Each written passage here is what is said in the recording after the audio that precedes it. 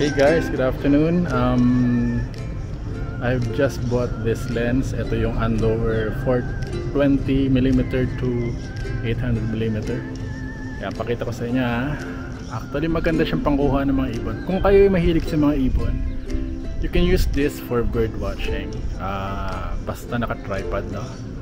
You can take videos and pair photos. Mas maganda ang camera body ay merong inbuilt stabilization tulad ng A6 5000. I'm using A6 400. Yan.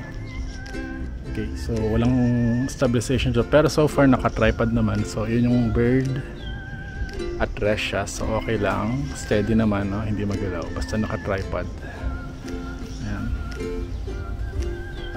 Maganda tong lens na to for video so far. Sa pictures medyo soft siya, pero kayang remedyohan ng Photoshop. I know there is some modification here. Yung nakita ko sa YouTube, pwede daw improve ang contrast niya and details. Lalagyan mo siya ng aperture stop ring sa dulo. Nalagyan lang niya ng parang cardboard na itim. So nakita ko yan. Siguro next time i-modify ko. Pero right now, okay naman siya. No? Malinaw din. So malayo yan. Ayun o. Andun siya eh. So dun sa may kabilang bakod yan, ng kapitbahay. Yan. Yan. Dun siya kalayo, no? Andun siya sa so far dito sa aking lente, kuwang-kuwa. Close up siya, no? So yan. Yan po yung demo ng ating lens na nabili. 1,300 plus lang to. So HMR, nakasale siya, dalawa lang yung available. Buti nabutan ko pa isa. Nabili daw nung last week yata yung isa. So buti itong isa, nakita ko na to kaya lang that time hindi ko dala yung aking camera body, kaya hindi ko muna binili. Pagbalik ko sa ako sinubukan. Maganda rin.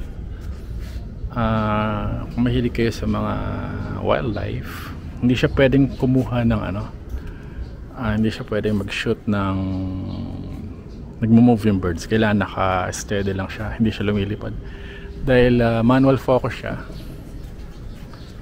So mahihirapan kayo pagka ang kukuha nyo dito ay mga lumilipad na ibon. So hindi siya pang gano'n, pang lang siya. Kung mag-video kayo, kailangan naka-tripod. Kung mag-shoot kayo ng kailangan at least naka-rest at rest, no? Non-moving yung subject nyo. Or kung moving man, yung hindi masyadong mabilis, tulad mga aeroplano, may mga kinunan ako kanina. And yung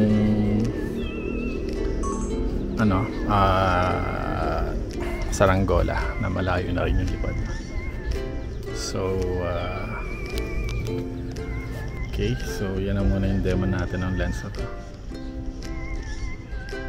Okay, so thanks for watching. Till next time. Bye.